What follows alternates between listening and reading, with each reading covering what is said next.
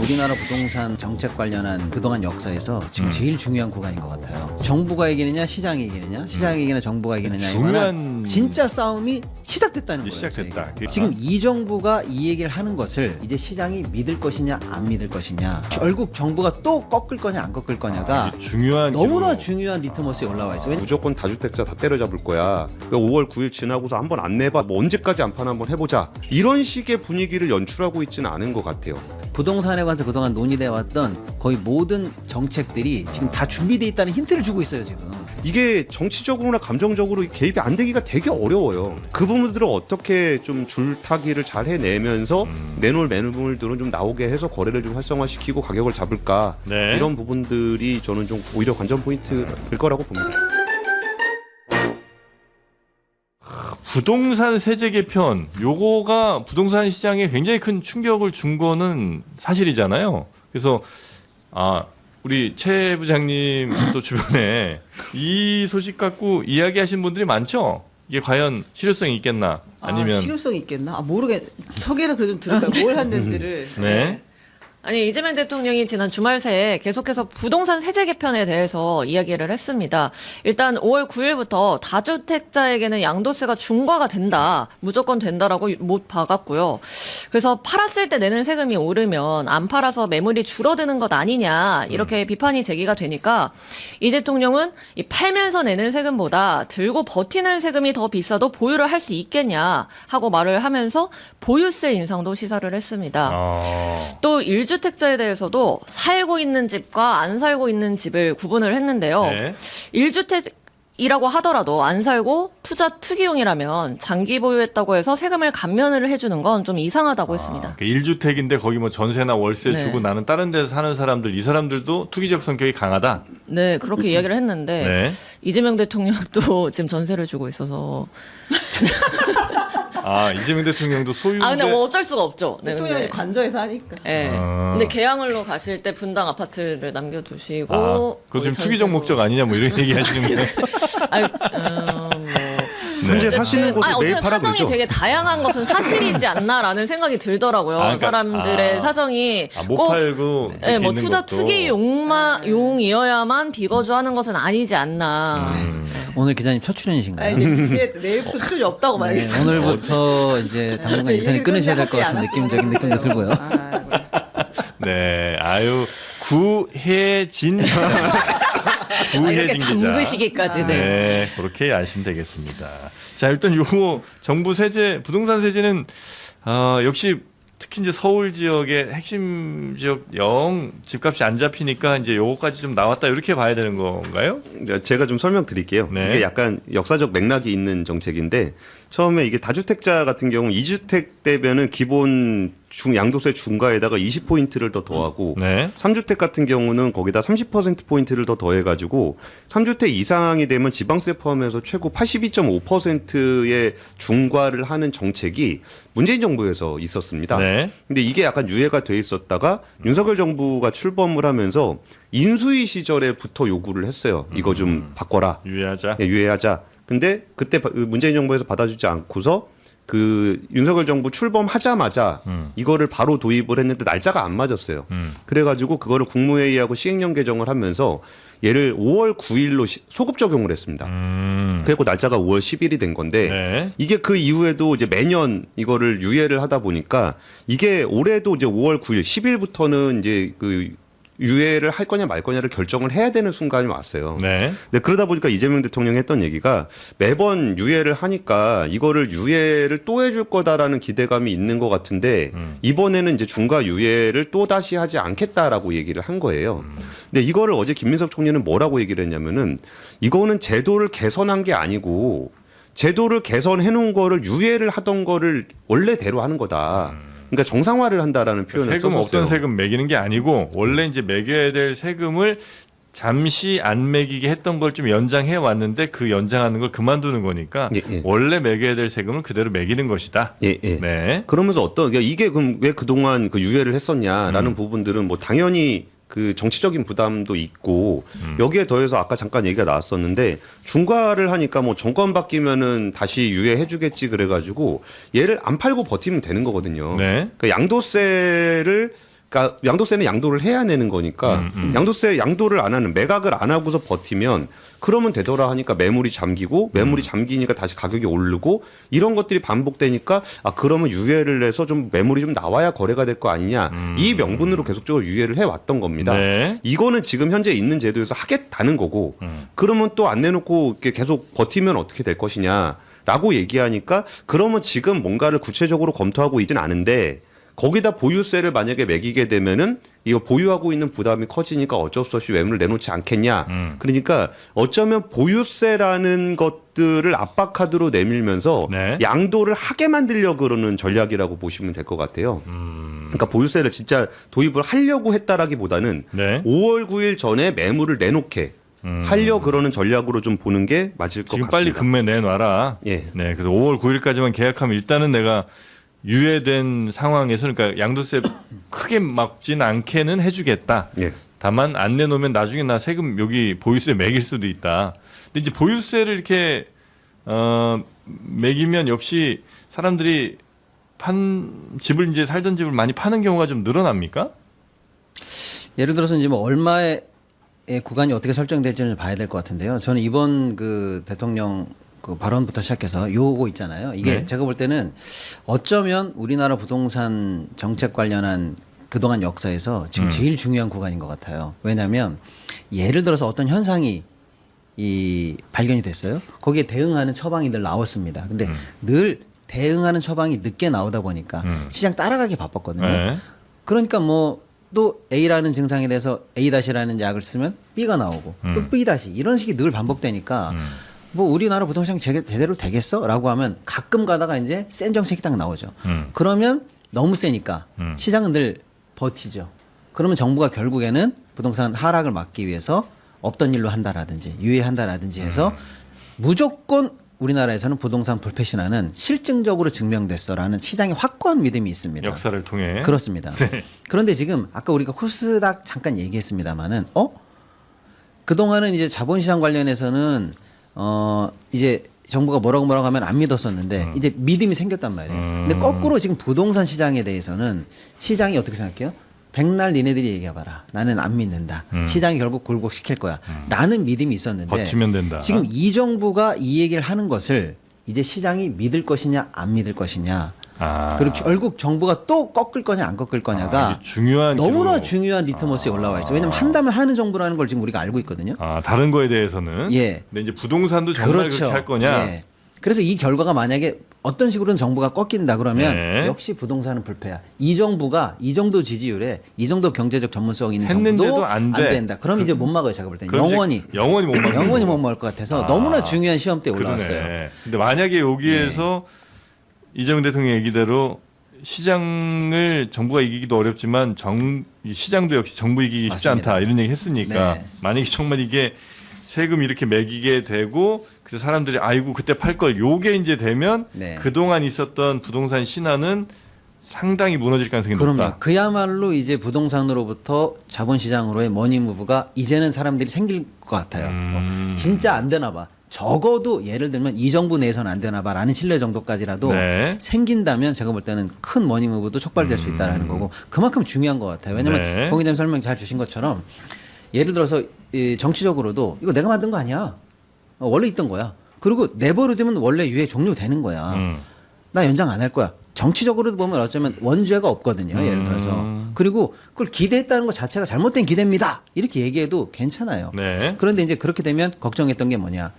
이 논의의 끝이 거기까지 가 있다는 걸 대통령이 안다라는 것도 정말 전 중요하게 봤거든요. 양도세 잠궈. 그러면 가만 있어봐. 사람들이 팔 것처럼 생각하지. 이 조치의 명분은 그거거든요. 양도세 부담스러우면 지금 빨리 팔아 이건데 공 기자님 말씀처럼 그게 부담스러우면 안 팔면 되지. 증여하면 되지. 잠그면 되지 이거거든요. 잠그는 게 더하기 빼기 맞춰보면 손해가 클 거야라는 건 결국에는 보유세 카드도 만지작만지작 할 수 있다라는 거거든요. 그러니까 만약에 정부 말처럼 매물이 많이 안 나오거나 잠김 현상이 나오면 네. 보유세까지 간다라고 하는 거면 부동산 세제의 끝까지도 갈 수 있다라는 거예요. 금기처럼 생각했던 보유세를 대통령이 시사했거든요. 네. 되게 중요한 지금 변곡점 지나고 있다 이렇게 좀 판단이 되고 더군다나 이번에 너무 틀어막는 건 좀 뭐 시장에 대해서도 좀 과도하거나 예상 가능성을 넘어갔다라는 비판이 이제 조금씩 나오고 있는 게 뭐냐면 네. 평소 같으면 모르겠는데 무서워서라도 팔겠어. 근데 지금 토지거래 허가구역으로 수도권이랑 서울 다 정해놨잖아. 그 집을 못 팔아요 지금. 팔려면 적어도 사는 사람이 우리가 보통의 자유로운 시장 내에서도 3개월 이상은 둬야 집을 사고 팔 거 아니에요. 근데 지금부터 딱 3달 남았거든요. 근데 토지거래 허가구역으로 묶어놨기 때문에 지금 팔고 싶어도 못 팔아. 어떡할 거야? 라고 했더니 보통은 이제 이 유예를 받기 전이면 잔금을 받거나 등기까지 끝나야 유예되거든요. 그런데 계약분까지는 봐주겠다. 그러니까 계약하고 나서 추가 양도까지 시간을 벌어줄 테니 계약만이라도 해라라고 빨리 해서 해라. 정부가 약간의 퇴로는 열어줄 정도로 이 네. 문제가 그냥 감정으로 나온 게 아니라 이렇게 되면 저렇게 될 거고 저렇게 되면 이렇게 될 것까지 준비한 듯한 저는 인상을 받았거든요. 근데 이제 그 현재 이 예를 들어 무슨 법안을 바꾸든 아니면 이 정책을 결정하는데 매우 중요한 위치에 있는 사람들이 대체로 다 우리가 생각하는 꽤 비싼 집들 주요 지역 뭐 강남 4구든 아니면 뭐 마용성이든 하여튼 한강벨트 따라 있는 미니멈 2, 30억 보통은 5, 60억 이상 되는 그런 아파트들에 뭐 이혜훈 전 장관 보셔서 아시겠습니다만 그런 집들에 다 살고 있고 국회 법 만드는 사람 안쓰럽게 25평 집에 5분이 사시고 잠만 잤잖아요. 예, 그런데 과연 이들이 그런 정책을 대통령의 설령 의지가 있어야 하려고 하더라도 어떻게든 본인들의 이익에 너무 훼손이 많이 갈 거 아니면 뭐 예를 들어 본인들 막 가만히 있으면 70억, 90억, 100억 될 텐데 이게 50억으로 떨어져 40억으로 떨어질 것 같으면 과연 이 일을 하겠느냐 잘 따라가겠느냐 이거 약간 좀 그래서 왜 예전에도 또 두 집 할 거면 너 그만두든지 빨리 팔든지 했더니 그냥 일 그만두고 집 지키는 사람들도 옛날에 있었잖아요. 네. 그만큼 이게 본인들 자산의 어마어마한 부분이라고 한다면 목숨 걸고 혹시 막지는 않겠나 하는 생각이 들긴 합니다. 부동산 풍요한계 최윤경 부장님의 말씀을 한번 들어보죠. 입을 꾹 다물고 있죠. 그동안 많이 당했습니다. 네. 아니 근데 다주택자들이 오늘은 구혜진이 나섭니다. 네. 매물을 내일부터 못 내놓기를 봅니다. 네. 유도하는 거는 그 의도를 알겠어요.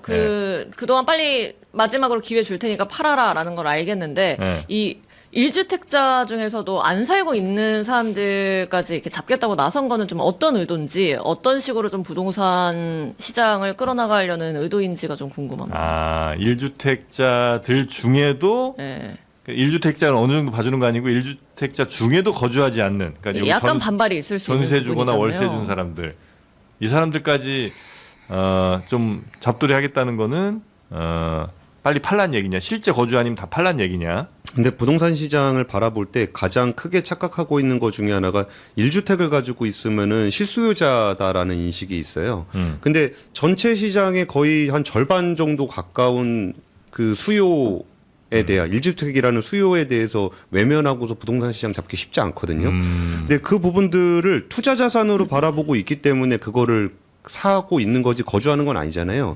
그러니까 1주택자라고 해서 예외로 두는 기준이 굉장히 많아요. 그 자본시장에서의 투자 수요에서 그러니까 자본시장 투자를 할 거냐 부동산 투자를 하려고 그랬을 때 부동산 쪽이 세제 혜택을 받을 수 있는 게 훨씬 범위가 큽니다. 네. 투자를 하는 차원에서 1주택의 보더라도. 장기 보유에 뭐 이런 것들 예, 그런 거 감안하면은 네. 그 투자 시장으로의 관점에서 보면 부동산 시장에선 1주택이든 2주택이든 그 투자 수요라는 측면들을 뭐 그러니까 발라내기는 어렵겠지만 분명 그게 있긴 있습니다. 근데 이게 정치적으로 굉장히 어려운 문제예요. 이게 뭐 1주택을 어떻게 할 거냐. 그리고 이게 참 되게 다양한 문제가 파생돼서 따라오는 건데 네. 다주택을 가지고 있는 사람한테 이거 주택을 여러 채 가지면 중과를 할 거야. 그러면 한 주택으로 줄여야 되잖아요.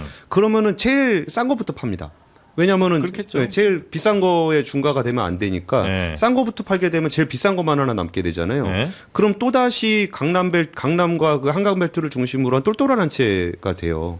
그러면 예전에 뭐 두세 채 갖고 있던 사람들 이래저래 투자 수요로 갖고 있다가 그럼 한 채만 가지고 있으라 그러면 나머지 다 팔아서 또 강남 사고 또 강남 사고 또 강남 사고 뭐 지방에는 그렇게 비싼 주택도 없으니까 몇 개 샀던 사람들도 또 팔아서 강남 사고 그럼 강남 집값만 계속 올라가는 문제가 분명히 발생을 하거든요. 네. 그래서 부동산 문제는 이번 이슈는 딱 이 기간 한정해서 뭔가 타겟팅을 해서 접근한 거는 맞긴 한데 이게 가지고 올 부작용도 분명히 있어요. 그 똘똘한 한 채 정책이 가지고 왔던 뭐 지역에서 예전에 떵떵거리고 살던 사람들도 지금의 뭐 강남 아파트, 뭐 한가벨트 아파트 없으면은 그분들도 소외감이 굉장히 크거든요. 네. 그래서 이 부동산 정책이 사실 이걸로만 설명하기는 좀 어려워요. 근데 이거는 지금 이제 당장 5월 9일에 이게 유예가 만료가 되니까 이거에 대해서 할 거냐 말 거냐에 대한 판단이 필요한 시점이었기 때문에 이 원포인트로 이거 얘기를 한 건데 전반적인 부동산 정책을 바라볼 때는 똘똘한 한 채 정책은 그러면 과연 바람직한 정책인가라는 근본적인 문제들도 좀 네, 짚어봐야 네. 됩니다.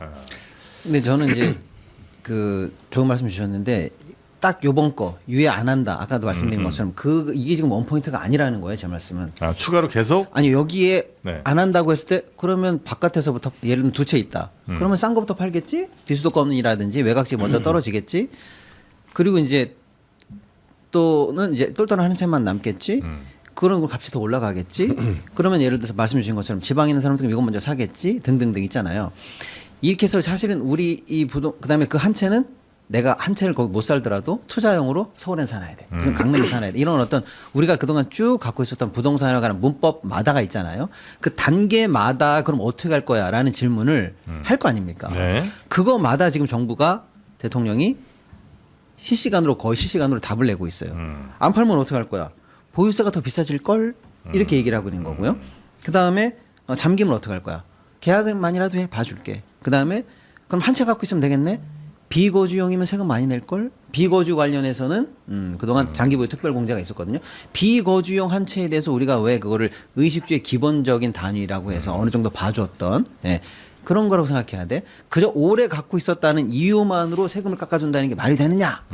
이런 것까지는 준비돼 있다는 얘기를 하는 거거든요. 그래서 네. 제 말씀은 부동산에 관해서 그동안 논의돼 왔던 거의 모든 이 정책들이 지금 다 준비돼 있다는 힌트를 주고 있어요 지금. 그렇기 때문에 네. 이렇게 빠져나가고 저렇게 빠져나가는 걸 많이들 생각하겠지만 아마 쉽지 않을 것이다라는 거고. 근데 그냥 그래서 좀- 잠깐 말씀만 드리면 네. 정부가 이기느냐 시장이 이기느냐 시장이 이기느냐 정부가 이기느냐에 중요한- 관한 진짜 싸움이 시작됐다는 이제 거예요. 시작됐다. 저에게. 그게 굉장히 지금 중요한 예, 타이밍이라는 예. 말씀이신 거고. 혹시 그냥 요건 그냥 아이디어 차원인데 한 채건 두 채건 간에 그냥 갖고 있는 자산 총액으로 세금을 예를 들면 뭐 10억 이하면 한 주택인데 10억일 수도 있고 아니면 두 주택인데 10억일 수도 있잖아요. 그럼 5억짜리 두 개 있는 거겠지. 그러니까 그 총액으로 그냥 세금을 뭐 많이 가지면 가질수록 좀 많이 내는 방향으로 하면 안 됩니까? 그러니까 예를 들어 100억짜리 한 채 가진 사람이 15억짜리 세 채 있는 사람보다 더 세금을 덜 내는 것도 좀 이상하잖아요. 아닌가? 그게 정프로님 말씀이 맞아요. 네. 그러니까 사실 경제학적으로 보면은 맞는 말씀입니다. 네. 근데 이게 왜 그럼 이렇게 복잡한 세제가 들어가게 되냐면은 네.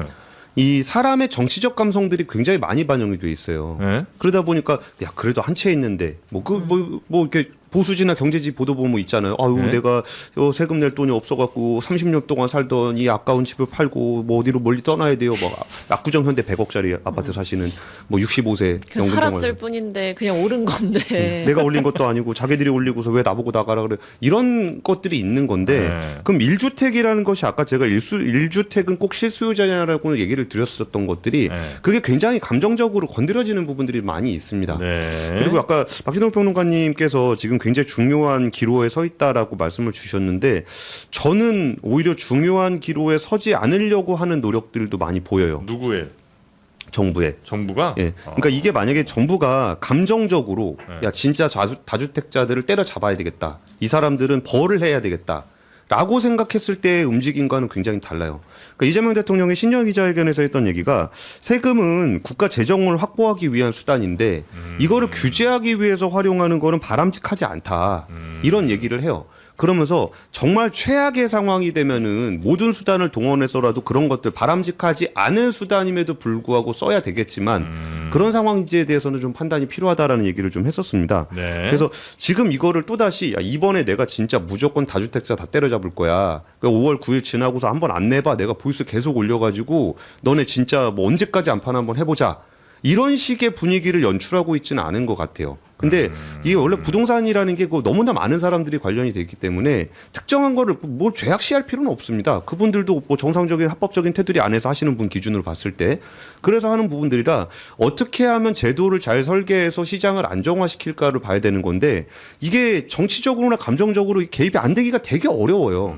그래가지고 네네네. 그 부분들을 어떻게 좀 줄타기를 잘 해내면서 내놓을 매물들은 좀 나오게 해서 거래를 좀 활성화시키고 가격을 잡을까 네. 이런 부분들이 저는 좀 오히려 관전 포인트일 거라고 봅니다. 알겠습니다. 하여튼 뭐 단기간으로는 매물이 꽤 나올 것 같긴 해요. 지금 뭐 분위기가 부동산 시장에서 양도세 중과 전에 빨리 좀 팔겠다는 매물들은 좀 나오는 것 같은데 지금이 기회인지 아니면 지금 잘못 먹었다가 큰일 나는 건지는 시간이 좀 지나봐야 알 것 같고요. 그리고 베이커리 카페 요 편법 상속하는 건 참 이거 뉴스 많이 나왔었는데 이제 드디어 요건 좀 때려잡는 거죠? 어떻게 됩니까, 구 기자님? 국세청이 대형 베이커리 카페가 딴 생각하고 있었죠 뉴스로 또. 됐었죠. 네, 얘기하시죠. 네. 편법 상속이나 징역 수단으로 악용되고 있는지 실태 조사에 나섰습니다. 네. 이 가업 상속공제라는 제도가 있잖아요. 이거를 악용해서 증여세 절세를 하는지 알아보는 건데요. 이 베이커리 카페로 사업자 등록은 했지만 이 빵을 만들지는 않고 빵을 떼어다가 파는 곳이라던가 아니면 고령의 부모가 원래 스크린 골프장 하다가 갑자기 베이커리 카페를 교회에다가 개업을 했는데 실제로 뭐 부모가 경영을 하고 있는 건지 자식이 경영을 하는 것이 무엇인지 이런 것 등을 조사를 하겠다고 합니다. 예. 그러니까 우리가 이건 많이 좀 다뤘었잖아요. 그래서 저 교회나 뭐 이렇게 좀 이렇게 한적한 데 가면 막 어마어마한 뭐 몇백 평 규모로 막 카페 이렇게 세워놓고 또 대진도 엄청 넓어요. 그런 데다가 막 주차장 막 잔뜩 해놓고 그래서 이제 신기해서 이제 가보면 그런데 뭐 빵 당연히 팔죠. 근데 그런 데가 알고 보니까 이게 상속의 도구로 많이 쓰인다. 요런 걸 이제 뉴스에서 많이 봤는데 요거를 이제 잡아내기가 그러니까 빵을 거기서 만들면 못 잡고 빵을 안 만드는 건 잡는다는 거예요? 빵을 만들면 되잖아 그러면. 이게 참 안타까운 얘기인데 네. 이 제도 자체가 이게 중소기업들 가업 상속하고 그럴 때 네. 진짜 그냥 뿌리 산업들 열심히 평생을 해서 그 쌓여 있는 장인 정신을 가지고서 뭔가 물려주려고 그러는데 누구 살 사람도 없대요. 네? 뭐 그랬을 때 아들이 좀 받았으면 좋겠는데 절반 날리고 시작해야 된다 그러니까 그것 때문에 그 기업인들의 요구를 받아서 만들어진 그 제도가 이 가업 상속 제도잖아요. 근데 그게 최소한 10년은 해야 된다 그러니까 베이커리 카페 하나 만들어 놓고서 10년이 지나고 나서 그 세금 감면 받아갖고 한다는 거잖아요. 그리고서 지금 나온 얘기가 그럼 어떻게 관리를 하냐 그러면 빵을 만드냐 안 만드냐 그러면 빵을 몇 개를 만들면은 베이커리 카페고 이 소금빵 만들면 가능. 그렇지, 그렇지. 소금빵 10개 만들고 주차장이 뭐 한 2만 평대. 2만 평이고 나머지 빵은 떼오고. 그래서 그러니까 나오는 얘기가 그러면 네. 전반적으로 그 사업장 중에 전체 사업 그러니까 전체 부지 중에 사업 시설에 대한 캐펙스 투자가 얼만큼 됐는가, 뭐 가동률이 얼마가 되는가, 이게 뭐 설비 투자가 얼마가 이루어졌는가, 뭐 이런 거 좀 보겠다라는 얘기거든요. 근데 저 시간 되나요? 뭐 제 재밌는 얘기 하나 해드릴까요? 네. 아니, 얼마 전에 어떤 기업이 있었는데 아버지가 좀 꽤 큰 기업이에요. 상장사예요. 아버지가 좀 일찍 돌아가셨어요. 그래가지고 이제 아들이 둘이 있는데 둘 다 미혼이에요. 그래가지고 외국에서 공부하고 있던 그 아들 둘이 들어왔어요. 네. 그래가지고 이거를 그 재산을 엄마 반 아들 둘이니까 반반 이렇게 나눠 가졌을 거 아니에요. 엄마가 한 반이고 아들 둘이 반에 반씩. 네, 네. 25, 그리고 또 25씩. 세금은 한 50%도 냈을 거 아닙니까? 그래가지고 이제 그 첫째 아들이 경영을 하고 살고 있었는데 네. 갑자기 둘째 아들이 죽었어요. 그러니까 이제 실제로 죽었어요. 그냥 돌아가셨어요. 네, 네, 네, 네. 그러면은 둘째 아들이 아직 미혼이니까 거기에 상속을 받을 사람이 없잖아요. 그게 엄마한테 또 돌아갔어요.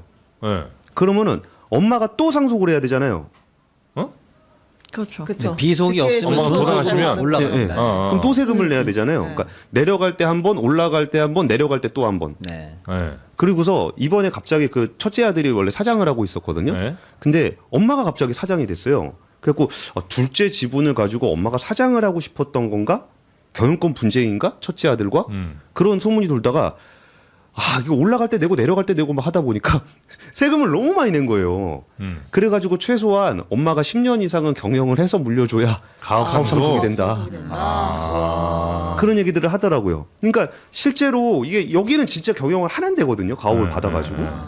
그리고 정작 그런 데서는 밑으로 내고 위로 내고 하다가 집은 다 없어지고 그러니까 이제 어머니는 경영을 뭐 해야 되나 말아야 되나 모르겠는데 엄마가 일단 10년은 사장님을 하셔야 되는 상황이고 누군가는 여기다 베이커리 카페 만들어가지고 주차장 쫙 깔아놓고 하고 있고 이런 부분들은 정말 국세청에서 엄단해야 되는 문제라고 생각을 해요. 이걸 모든 사람을 완벽하게 통제를 할 수는 없습니다. 그러니까 이럴 때는 원래 경찰이 도둑을 놓칠 수도 있잖아요. 그러면 도둑을 근절하려면 어떻게 해야 되냐면은 나중에 잡혔을 때 정말 과감하게 때려야 됩니다. 그래서 이런 부분들에 대한 선례를 걸리면 죽는다. 그 미국의 국세청 한번 뜨면은 완전 박살 나잖아요. 그런 것처럼 진짜 이런 문제 가지고 하면 진짜 패가망신 된다. 라는 걸로 보여주는 것밖에 방법이 그러니까 없는 것 같아요. 이거를 저 가업 상속 해주는 거는 저 면제를 해주는 거는 그러니까 제빵업을 해준다는 거죠, 맞아요? 그렇죠. 그러니까 이제 조금 쉽게 설명드리면 네. 방금 공 기자님 말씀처럼 쭉 하던 가업을 상속받으면서 그걸 지켜나가는 게 사회적으로도 이익이고 그걸 뭐 아무튼 보장하기 위한 그래서 상속세를 사실상 절감시켜주는 거거든요. 제도 도입 초기에는 명분이 있다라고 생각했는데 그렇게 해서 공제되는 공제액이 점점 늘었어요. 그래서 지금 600억까지 올라갔습니다. 그러니까 이제는 진짜 큰 부자들이 600억까지 올라가서 옛날에 예를 들면 30억, 100억 예를 들면 이 정도 우리 조그만 기업 있잖아. 이거 상속세 내고 나면 운영이 안 돼. 그러니까 이제 편안하게 운영할 수 있게 해주는 수준이었는데 600억 단위까지 이제 올라가니까 와. 이거를 활용해서 600억을 공짜로 상속하면 안 되나? 이런 어떤 꼼수가 나온 거예요. 근데 우리 전 국민이 알잖아요. 교회에 이런 대규모 베이커리 카페 들어온 지가 얼마나 됐습니까? 근데 우리가 늘 궁금했잖아요. 이거 이렇게까지 차려놔가지고 이거 빵 저거 팔아가지고 남어? 돈이 되나? 예. 근데 그거 우리 순진한 생각이었던 그렇죠, 거죠. 그렇죠. 예를 들어 땅 사는데 300억, 뭐 만드는데 얼마 이렇게 해가지고 돈 들어갔다 이거예요. 그래서 커피 팔고 뭐 팔고 하면은 해당이 안 돼요. 가업성제는 제조업이어야 되거든요. 제조업 위주로 이제 쉽게 말씀드리면 근데 커피는 서비스업이에요. 커피 파는 거니까. 그러니까 이걸 어떻게 할까 하다가 빵을 제조한다. 이렇게 되는 거죠. 그러면 음식업이나 제조는 되니까. 그래서 빵을 우린 직접 만들어요라고 10년간 운영만 하면 10년 동안 커피 팔아가지고 빵 팔아가지고 돈 하나도 안 남겨도 원래 300억 정도 상속하면 반 정도 예를 들면 상속세를 내야 되는데 우리 가업 10년간 했는데요 라고 하고 상속하면 그동안 들어갔던 땅값이니 뭐니가 다 상속상의 영원이 되니까 10년 내내 사실은 고만고만하게 돈 안 벌어도 그치. 상속세 150억 버는 거예요. 예. 그러니까 1년에 15억 이상씩 벌고 간다라고 생각하는 거고요. 심지어는 그 수준에서 이제 돈만 맞춰가는 게 아니고 사실상 거기 들어갔던 땅값, 건물값 때문에 지가가 올라가요. 그러니까 300억 들여서 어쩌면 600억, 700억, 1000억, 뭐 1000억까지는 심하지만 이렇게까지 올라간 거를 그대로 상속하는 거예요. 왜? 처음 투자됐던 값들을 상속하니까요. 그러니까 이게 논하는 장사거든요. 결국에는 어마어마한 상속세에 회피 통로가 열려 있는 건데 그동안 몰랐냐고요. 다 알고 있는 거거든요. 근데 이걸 여태까지 방치했다라는 측면에서 사실은 관계 당국이나 이런 것들이 도대체 조세 정의를 어떻게 하려고 그러는 거냐라는 측면에서 크게 비판받아야 된다고 생각하고 근데 문제는 뭐냐면 이제 국민들이 조금 이제 아시는 분들이 생긴 거예요. 우리는 그 아파트 한 채 받아가지고 그거 상속받으면 그거 살던 거 쫓겨 나가야 됩니까? 이 정도의 고민만 전 국민들은 해왔는데 진짜 몇백억 단위, 천억 단위, 뭐 5천억 단위 부자들은 이런 수단이 다 있었구나라는 걸 이제 아시니까 도대체 이 나라의 조세 정의는 어디로 간 거야라고 좀 이제 관심을 가지셔야 되고 그런 측면에서 이제 한번 이제 논의 위로 제가 볼 땐 이것도 중요한 논의의 위로 올라갈 것 같아요. 뭐냐면 야 그럼 한번 턱 깨놓고 얘기해 보자. 상속 어떻게 해야 되냐? 한번 왔다 갔다 하고 나면 이제 그래서 그런 얘기가 있어요. 이 대를 건너가면 기업은 이제 남의 기업이 된다. 이런 얘기가 그건 실제로 맞아요. 50% 까이고 50% 까이면 없어지니까요. 그런 측면에서 도대체 우리 가업 상속이라든지 대기업 대주주들의 상속 문제는 어떻게 다룰 거냐 또는 우리가 상속세 전체를 그럼 어떻게 다룰 거냐 그러면 늘 하는 얘기가 상속세가 너무 높아 이런 비판이 우리나라에 늘 있거든요. 상속세만 띄고 놓고 보면 높은 게 맞아요. 그런데 우리는 또 소득세가 나죠. 예를 들면은요. 소득세는 높고 자산 보유세가 좀 낮죠. 네, 그리고 면세 포인트가 너무 많아요. 우리는. 그래서 보통 분들의 70%는 사실 세금을 안 내셔요. 엄밀히 말씀드리면. 그러니까 이런 것들을 다 종합적으로 고려해서 우리는 어디로 갈 거냐. 평소에 자기가 벌어서 자기가 쓰는 거는 낮은 포인트로 가면서 경제를 활성화시키는 나라로 갈 거냐. 그러면 상속은 어마어마하게 높게 가서 평소에 쓰는 거 괜찮은데 물려주는 건 막자 이런 나라로 갈 건지 아니면 적당선에서 균형을 맞추는 나라로 갈 건지 이 조세 관련해서도 중요한 포인트가 있는 사건들이 이제 드러난 거예요. 여기 말 나온 김에 국수는 안 돼요? 빵만 돼요? 국수를 제조하면 되지 않을까? 면을 뽑으면 아까 업종이 있었잖아요. 한번 네. 보여주시면 아, 업종이 네, 일단은 음식점, 제과점, 유치원, 병원, 여행사, 제조업, 건설업, 도소매업 이렇게 돼 있네요. 그거 되는 거예요? 네. 네, 여기는 가업상속 공제가 된다. 아, 그래요? 그럼 국수집 되겠네. 네. 닭갈비도 되고 닭갈비 돼요? 될 것 같은데요. 될 것 같아요. 음식점이잖아요. 아, 그런 거 된다 이거죠? 네. 지금 우리 광고주를 의심하시는 겁니까? 아, 의심하지 이렇게 저렴한 가격에 음식을 내놓을 수 있는 것은 뭔가 어디서 이 공장이 음식을 파는 거 있는지가 외에 뭔가 가봐야 인센티브가 된다. 있다. 그렇죠. 아, 의심되는 맛일 수 있다. 아니죠. 가격이 너무 저렴하니까. 아, 너무 저렴하니까. 역시 기자의 촉은 대단합니다. 네. 이렇게 비싼 재료를 쓰면서 네. 어떻게 이 가격에 음식을 내놓을 수 있나? 그렇죠. 이분들은 진짜 상속해야 돼. 가업 상속이 잘 돼야 이 맛을 우리가 계속해서 우리 후손들도 대대로 먹을 수 있을 거 아닙니까? 말 나온 김에 한번 먹어봅시다 그러면. 예.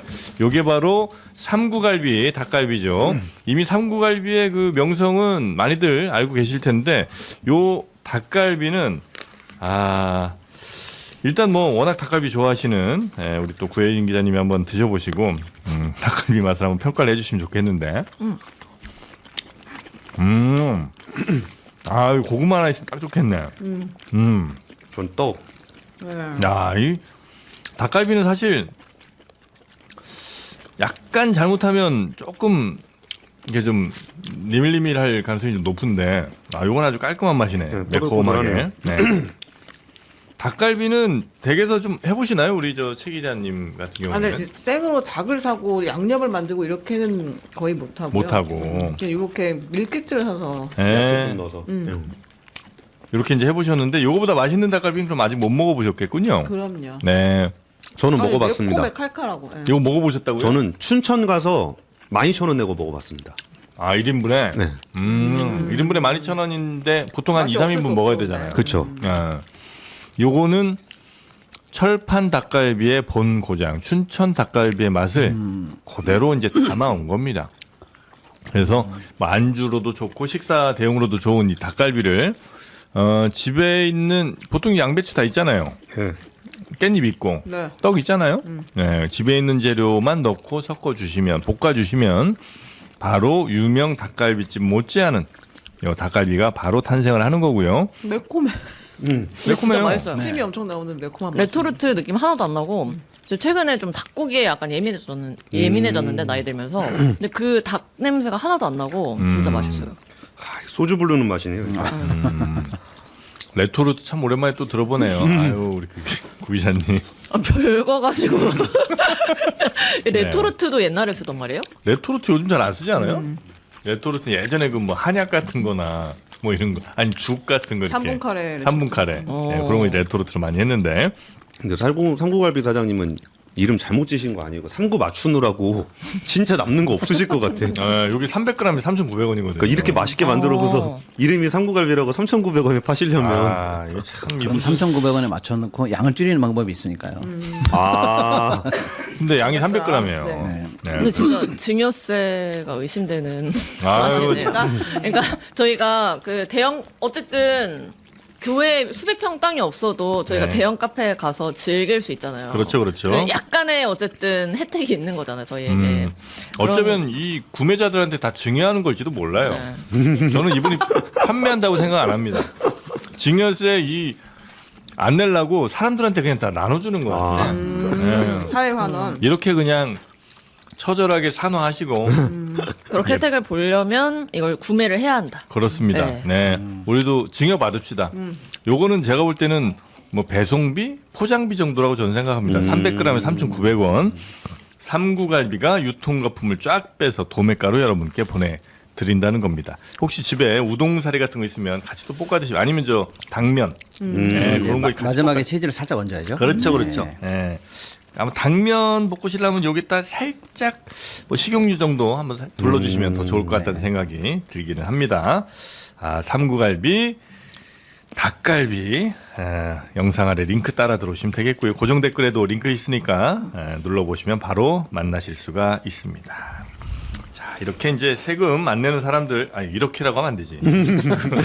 저 베이커리 카페 이런 방법 쓰는 사람들 이제 국세청이 다 잡아낸다는 거고 요즘에 국세청이 굉장히 그 일을 열심히 하는 것 같더라고요. 바쁩니다. 예. 네, 연예인들도 많이 연예인 하나 좀 잡았죠. 네. 네.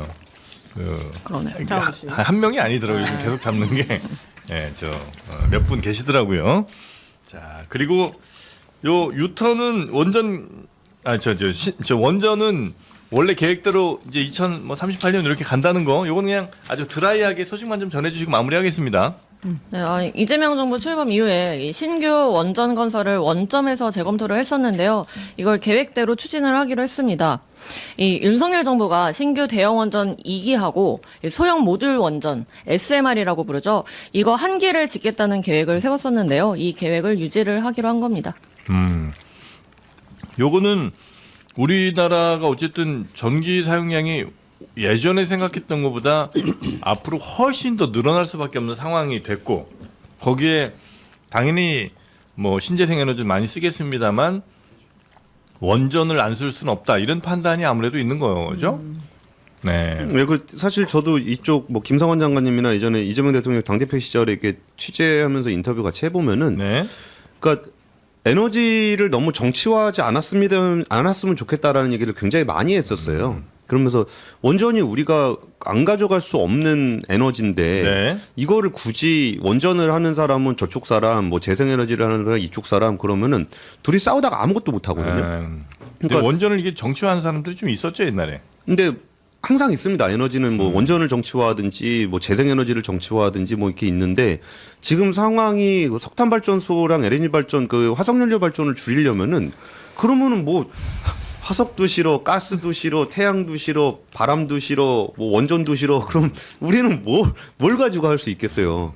그래가지고 오히려 제가 이 내용을 좀 취재를 해봤더니, 이번에 원전 전기본 11기에 나왔던 거 2기는 좀 이런 걸로 좀 싸우지 말자라는 메시지를 전하는 의도도 좀 있었다고 해요. 네. 그러니까 이런 걸 굳이 정해져 있는 걸 뒤집어 엎어서 나 원전 안 해, 그래가지고 또 싸움 붙어가지고 12기 때 뭐 죽도 밥도 안 되는 그런 상황을 만드는 것보다 그냥 하던 거 그대로 해. 네. 그러니까 이거 가지고 싸우지 마. 근데 이거 다 지워지면 2038년이에요. 그러니까 이 부분들을 좀 합리적으로 에너지 믹스를 좀 생각해보자 네. 라는 메시지로 보시는 게 더 맞을 것 같습니다. 근데 이제 원전도 어떻게 보면 사이클이에요. 어떻게 보면 반도체나 뭐 이런 거, 조선 이런 것처럼. 네. 그래서 한때는 뭐 다 짓다가 또 한때는 원전에 뭐죠? 빙하기라고 할 정도까지 왔었고, 다시 또 르네상스다 이렇게 좀 왔다 갔다 하는데, 최근에 이제 다시 원전 관련해서 이제 국제적으로 소위 말하면 이제 르네상스기다 이렇게 네네. 말하는 이유는, 누가 보더라도 AI, 뭐 데이터 센터 등등등이 맞아요. 지금까지와는 비교할 수 없을 정도의 어마어마한 지금 사실은 이제 전력이 필요하다라는 걸 우리가 다 알고 있단 말이에요. 이게 지금 목전에 와 있는데 지금 이런 계획을 만약에 재검토하거나 배제한 상황에서 신재생 에너지만으로 또는 다른 어떤 대체 수단으로만 불가능하다는 걸 우리가 현실적으로 알고 있단 말이에요. 그런 측면에서 논란 없이 기존에 있었던 계획은 그대로 간다라고 정리한 것 같고요. 네. 문제는 이게 정리를 했어도 아까 공 기자님 말씀처럼 이 계획대로만 해도 2038년이에요. 네. 근데 사실은 이제 짓다 보면 장소, 민원, 해당 지역에 대한 또 뭐 추가적인 어떤 베네핏 등등등 해서 실제로 가는 과정에서 만나야 될 허들들이 만만치 않은데 시간은 생각보다 우리한테 많지 않아요. 그런 측면에서 이제 계획 관련한 논란을 최소한으로 하고 결정했으니 네. 남은 건 속도다. 이런 말씀을 좀 드리고 싶네요. 네. 오늘 우리 최 부장님은 굉장히 뭘 많이 참으신 건 아닌가 하는 생각이 저요? 예, 조금 들긴 하는데. 악플을 참으셨습니까? 아니 3개월 후에 뵙겠습니다. 저는. 그래요? 네? 네? 아니요. 일부에서 뭔 일 있었나요? 아니. 워낙 지방선거 나가세요? 근데 왜 3개월이에요? 아니 그러니까 저는 뭐 그냥 좀 기다려 보려고요. 뭐 정부가 하는 많은 일들이 잘 되기를 바라면서 기다려 보겠습니다. 네, 알겠습니다. 5월 9일 얘기하신 건가? 네. 출산하냐고 지금. 자, 우리 최 부장님. 하여튼 오늘 경제 코너에서는 뭐 특별히 의견 주시지 않았던 걸로, 그나마 그 말하지 않는 무언의 메시지를 또 메시지로 저희는 또 해석을 하도록 하겠습니다. 네. 잘 해봐라 뭐 이런. 저 조용히 하라는 얘기인 것 같습니다. 나보고 좀 배워라. 자, 오늘 그러면 경제설전은 이 정도로 마무리하고요. 그래서 간만에 아이템들은 오늘 다 소화는 했습니다. 네, 그러네요. 네, 조금 뭐 짧게 한 부분도 있지만 여튼 이 정도로 그래도 다양하고 깊게 다루는 경우가 뭐 흔치 않으니까요. 만족을 하고 오늘은 돌아가시면 어떨까 싶습니다. 두 분 대단히 감사하고요. 우리 기자님들도 고생 많으셨고 아니야, 구 기자님은 이렇게 고생하신 것 같지 않은데 오늘. 아니 지금 욕 계속 먹고 있습니다. 욕 먹느라고? 알겠습니다. 자, 고생 많으셨고 저희는 내일 오전 11시에 다시 여러분 찾아뵙도록 하겠습니다. 삼구갈비 많이 드시기 바랍니다. 함께해 주신 여러분 고맙습니다. 감사합니다.